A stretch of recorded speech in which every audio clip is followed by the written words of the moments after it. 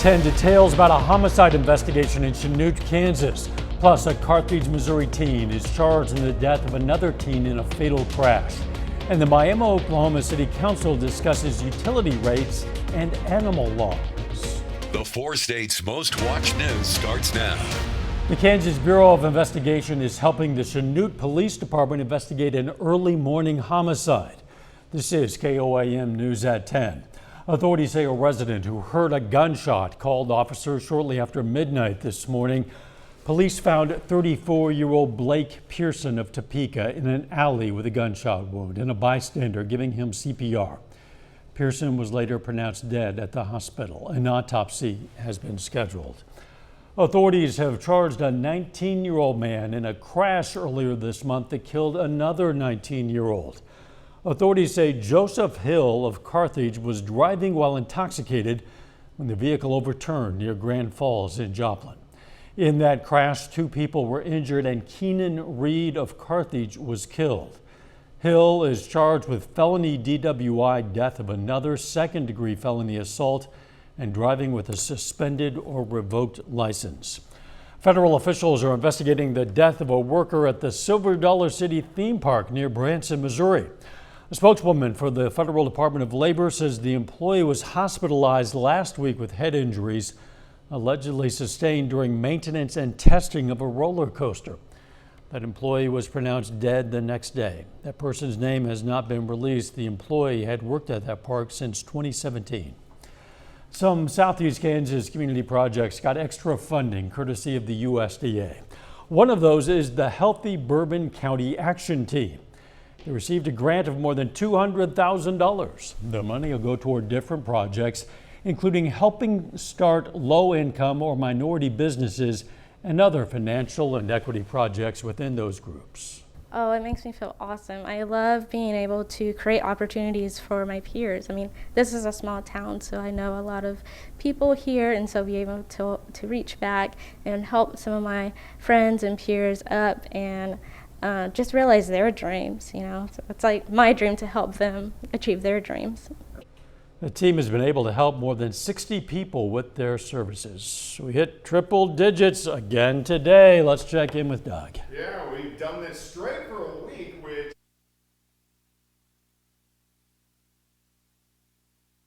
12 since we've had a summer like this. Today was day number 15. Temperatures well above 100 degrees. But as we go into the overnight hours tonight, we are going to be kind of in and out of the clouds. But in general, most of us are going to stay dry. But this storm system, where you can see these showers and thunderstorms, will actually get closer to us as we go through the next few days. And that's going to help us with rain chances and a little bit of relief from the heat as well. We're going to break it all down for you here in just a bit. See you then. Anything in Ottawa County, Oklahoma, well, you're going to have to wait a while. The county today passed a burn ban for obvious reasons. The burn ban is expected to last 14 days. If you're not sure if your specific area is under a burn ban, you should contact your local fire department. The Miami, Oklahoma City Council is giving residents some leeway on utility rates when a meter can't be read because of extraordinary circumstances. The issue was brought up to the council after 2 residents had problems with their water meters.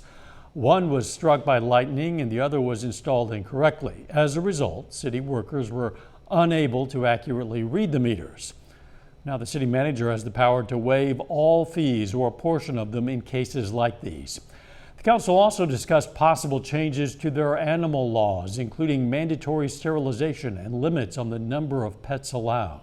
It's not just Oklahoma, it's nationwide. Right now, this has been a hard year for shelters and rescues across the nation, not just Oklahoma. There's just a lot of overpopulation and it's hard to deal with. The council tonight did not vote on the animal laws. More 4-state residents are noticing the impact of Japanese beetles this summer. Now, weather has caused them to emerge later than usual, and now gardeners are experiencing those Japanese beetles in addition to an ongoing drought, making these pests more prevalent. The beetles emerge from the soil as an adult with a lifespan of 30 to 45 days. They do most of their feeding somewhere between June and September, depending on when they emerge. Large populations of beetles will move around the shrubs and consume the plant tissue, make skeletonized leaves. The most effective weapon against these bugs is a contact pesticide. It is estimated to be, if not the most destructive, then the second most destructive horticultural pest in the country. We contacted a local business owner on how the Japanese beetles have impacted her business. You can read and watch more on KOAMnewsnow.com. Neosho, Missouri is becoming more colorful with new murals. The city commissioned local artist Sandra Pemberton to paint murals in Morse Park on the park's 2 pavilions. Sandra is enjoying the community interest and support of her art. Like, the community is so excited, and since I moved over here, it's been a little quieter, which is not completely bad.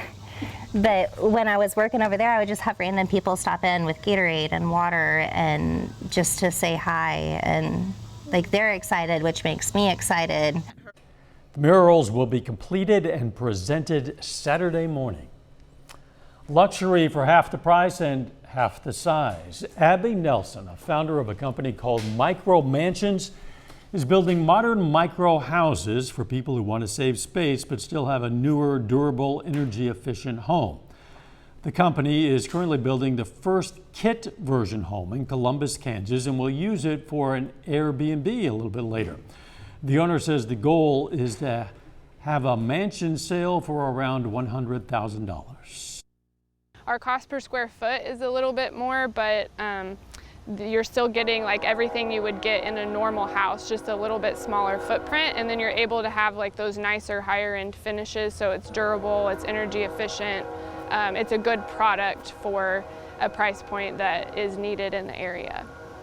The crew hopes to build the kits in 4 to 6 weeks. Coming up, the latest on a shooting incident at a Dallas airport and why the Pope issued a historic apology regarding the Catholic Church. Scary moment at a Dallas airport today when a woman shot a gun into the air. Police shot the suspect and she's now in custody, but no one else was injured. Reporter Nicole Baker has details from Dallas. Travelers at Dallas Love Field Airport huddled behind chairs after a woman opened fire inside the terminal late Monday morning. Tower, Chapter 5. Looks like we have a scene on the west side of the airfield. Looks like a shooting close by. Police say 37-year-old Portia Odufuwa went into the bathroom near the Southwest ticket counter, changed clothes, and when she came out, shot at the ceiling before a nearby officer quickly responded. Our officer engages the suspect, strikes her in the lower extremities. She's taken into custody and is currently at Parkland Hospital. No other individuals were injured in this event. Odufuwa was arrested for burglary in 2019. And she basically came towards the middle of there. It was like kind of like, I have an announcement to make. This witness says she was yelling about her husband's affair just before she started firing. And that she was going to blow the effing airport up. And then she just basically had a hood and she pulled the gun from underneath her hood, fired the first shot up. And then it's kind of scattered after that. We were just basically getting out, trying to get safe. The shooting caused hundreds of flight delays and dozens of cancellations. Joan Chamberlain and her husband had their trip disrupted. Yeah, I think we're not going to catch that flight or the connecting flight. Oh, it's just people, solid packed people in there. No one's going anywhere. The Federal Aviation Administration issued a ground stop for about 3 hours. Nicole Baker, CBS News, Dallas. Texas state law allows gun owners with a concealed license to carry weapons in the common terminal area. It's not clear whether the suspect had a license to carry. She has not yet been charged. In Canada today, Pope Francis delivered a historic apology for the Catholic Church's treatment of Indigenous people. From the late 1800s to the 1990s, more than 150,000 Native children were forcibly taken from their families to attend Canada's residential Christian schools, most of them run by Catholics. The Canadian government has admitted that physical and sexual abuse were rampant in the schools. The government believes thousands of children never made it home. Officials continue to struggle with how to contain the monkeypox outbreak that's spreading around the world. The World Health Organization now says monkeypox is a public health emergency of international concern. The U.S. has seen a 10-fold increase in cases over the past month, but health officials here say they're not declaring it an emergency quite yet. The National Football League is joining the streaming world. Today it launched NFL Plus. For about $5 a month or $40 a year, subscribers can access live, local, and primetime games. It's the same content it's been offering free of charge on the app for the past several years. The streaming service is exclusively available on phones and mobile tablets, which means users will not be able to stream the games to their televisions. Colleges across the U.S. are losing students. A report from the National Student Clearinghouse Research Center says college enrollments have dropped by about 1.3 million in 2 years. The fall-offs continued through the pandemic and this spring. Public colleges and community colleges have seen the sharpest enrollment drop-offs. A little bit later, we're going to hear from the author of a book about a Southeast Kansas football coach's impact on the community. Plus, the heat sticks around for a couple more days, but some relief and rain chances. We're going to look at that coming up. Well, of course, it turned out to be another hot one for us today. Day number 15 that we have hit 100 degrees so far this summer. We have not had a stretch like this since the summer of 2012. So it's been a decade since we've had consecutive days of 100 for a long stretch. Nice shot, Indigo Sky Casino and Resort. Look at this. So we're looking at July. Only 2 days have been below normal. Our blue days, and those were only 89s. But we had this stretch, first full week, second week, last week, and then we're continuing into this with triple-digit heat once again. Good news, we're going to get some relief. We got to wait a couple days, but we are going to get some relief. See this front? See this wind shift line? Look how comfortable it is. Iola 73, 75 in Yates Center. Then everybody else south of that front, you're in the 90s. Also, the humidity has creeped up a little bit. We always talk about dew points. You can see on average about 65 degrees. So if we look at our tracker, that makes it sticky outside, and that's what we're going to have really over the next couple days. Currently sitting at 88, south winds 5 to 10, humidity at 48%. Not much going on here. We had a couple isolated little guys that rolled through parts of Crawford and Barton County. These are gone. Most of any showers and thunderstorms up right along the I-70 corridor in north central parts of Missouri. But we're getting these weak little waves. They're going to interact with that front as we go through the next couple days. So that's good because we all need some rain. Even though Pittsburgh, up toward Fort Scott, Nevada, Lamar all got some rain last night, the metro didn't get anything. By tomorrow morning, near 80, quick warm up. I think by 1, we're going to be at 100 degrees, and then here we go, 105, 106 by the time we head into the afternoon. Here's your day planner, starting at 80, 98 by noon, high temp 106. Now, we are going to have some isolated afternoon thunderstorms. You can see this model's trying to prog one. Most of these are going to be north of I-70, or not 70, I-44, but we are going to have some isolated afternoon thunderstorms. As we get into the overnight hours, a complex should shift through. It's going to be more widespread. It's not all of us, but more widespread, especially north of I-44. So this is going to take us into Wednesday morning. We heat up again Wednesday afternoon with isolated thunderstorms, hit and miss storms, but high temps still near 100. Wednesday night into Thursday morning, scattered thunderstorms again, and this is when that front is going to drop through, and we're going to see a big change in temperatures, about 20 degrees cooler. Still near 90 on Thursday. Thunderstorm chances Friday. I think high temps only into lower 80s. And then still we're going to have some thunderstorms sticking around over the weekend, but the temperatures are going to be significantly better. 106 tomorrow, 100 on Wednesday, 90 on Thursday, and then 20 degrees cooler by the time we head into Friday and Saturday. The last weekend of July, after a terrible July, is only going to be into the 80s for highs. We do need to get some rain this week. It's going to dry back out next week, and we're going to heat back up. So we got to enjoy this 4 or 5 day straight stretch that we're going to get. Yeah, I would like to think the 80s that are coming on Friday and Saturday and Sunday are indicative of what we might expect for a lot of August. I'm hoping we're going in, the new pattern is beginning right now. So if August changes, that's good signs for next summer. Okay, Yeah. We'll see. Thanks, Doug. Administrators with the Joplin School District are urging parents to apply for reduced or free lunches for their kids. Officials say the National School Lunch Program waiver that provided free school meals for all students since the beginning of the pandemic, that waiver has not been renewed for the 22-23 school year. Now, originally, all students were eligible for reduced or free lunches under the pandemic waiver, but now parents have to apply and be approved. You can find a link on how to apply on our website, KOAMnewsnow.com. Might as well do it right away while you're thinking about it. Still ahead, Chiefs center Creed Humphrey talks about his expectations for the offensive line this upcoming season. And Nancy Bauer tells the story of a beloved coach, Crispino, in her new book, For Coach. It's playoff time for the Joplin Outlaws. The Outlaws finished the regular season 23-20 and won the program's first ever South Division title. Joplin has earned a bye in the first round. They will host Jefferson City on Tuesday at 7 p.m. The Renegades beat the Bombers 2-1 tonight to advance to the South Division Championship against the Outlaws. Girard football coach Craig Crispino is still making an impact on his community, even now, 16 years after his passing. Nancy Bauer compiled her neighbors' stories and published a book this past June in his honor. I think we knew very early on that we had been a part of something really, truly profound. So profound and so important that Nancy Bauer compiled her neighbors' stories, both devastating and heartwarming, and wrote a book.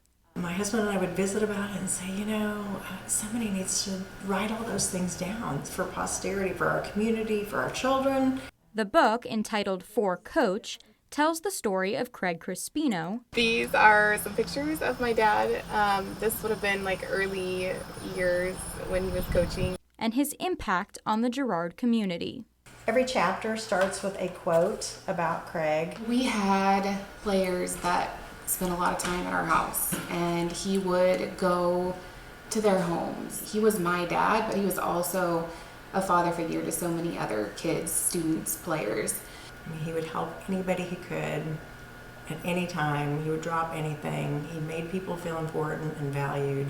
Crispino spent 22 years on the Girard football coaching staff, first as an assistant and then as the head coach. This is one of my favorites of Craig because to me that captures his personality. His enthusiasm for the game of football was like nobody else's. He passed away right before football season began 16 years ago in a tragic accident. There were 5,000 people plus at his funeral. We had it at the Memorial Auditorium because we didn't know where to have it because we knew there were going to be a lot of people there. My number one goal from the beginning was just to preserve the story, to preserve Craig's legacy. It's about a man who impacted a community in an incredibly profound way, and his tragic and sudden death impacted our community in a terribly difficult way. But it's also about a community kind of coming together and deciding that we needed to carry each other through this. And that is what the community did for Coach. There's one guy in particular that reached out to me over Facebook Messenger, and he was like, I just have to share a story with you about your dad. And so it was just nice to hear something new and to just be reminded that people are carrying with him every day and that he's not going to be forgotten. Bauer introduced the published book at the Craig Crispino Memorial Golf Tournament in June. The first 100 copies sold that weekend. The Kansas City Chiefs offensive line was one of the best in the league last season. Second-year center Creed Humphrey expects the group to build off their success. And training camp is already here. Veterans join the rookies and quarterbacks in St. Joe today ahead of the first full practice on Wednesday. Last year, I felt like I grew so much, throughout the playbook and my techniques and everything through training camp because, it's 24/7. You're thinking about football. You're working on different things, at different times in the day. So, I think it's a huge help for us, and it really helps build the continuity too of the offensive line. We want to be known as one of the, the most physically dominating lines in the league. We have the pieces, we have the guys that can do it. So, really that's our whole outlook. That's a look at sports. We're back with more news after this. Take time now to honor a local World War II veteran. Woodrow Guard served in the U.S. Army from 1943 to 1945. His hometown, Joplin. And we are proud to salute Private First Class Woodrow Guard, a four-state hero. Of course, you can learn about lots of other heroes. We have thousands of them in our database. You can look them up by name or by hometown. And you can also submit a hero of your own anytime. We all know veterans are currently serving service members. Just go to our website. It's KOAMnewsnow.com. Hey, if you're ever on the go and you want to still be able to watch our newscasts live, and of course you will be, and of course you do want to, well, all you have to do is download the KOAM Plus app. It's available free of charge. You find it on the Apple App Store of your choice, any app store. Just search for KOAM Plus. All right, look at this. Well, where is it? There it is. A breaching whale landed on the bow of a small boat, boom, off the coast of Plymouth, Massachusetts. Yeah. Wow. How would you like to have that land on your boat? And this is a pretty small boat, pretty big whale. The dramatic moment was caught on camera, obviously, by a fellow boater. Whoa. Luckily, no injuries were reported. The boat was not seriously damaged. The whale is believed to be a humpback, which is common to that area. If it hadn't been on camera, it would just be a story that somebody would be telling and say, yeah, okay, sure. Sure, it happened. That is terrifying. Yeah, yes it is. At least nobody was sitting in the front. That's a good thing, Yeah. huh? Yeah. The weather, hot. All right, yeah, we still got the heat. 106 tomorrow, 100 on Wednesday, then some relief from the heat. Final sports note. Big playoff game for Joplin tomorrow. They play Jefferson City. Jefferson City has won 5 out of 8 of those meetings this season. All right, see if they can turn it around. Yeah. Morning show starts at 5 a.m. Let's make it a great tomorrow.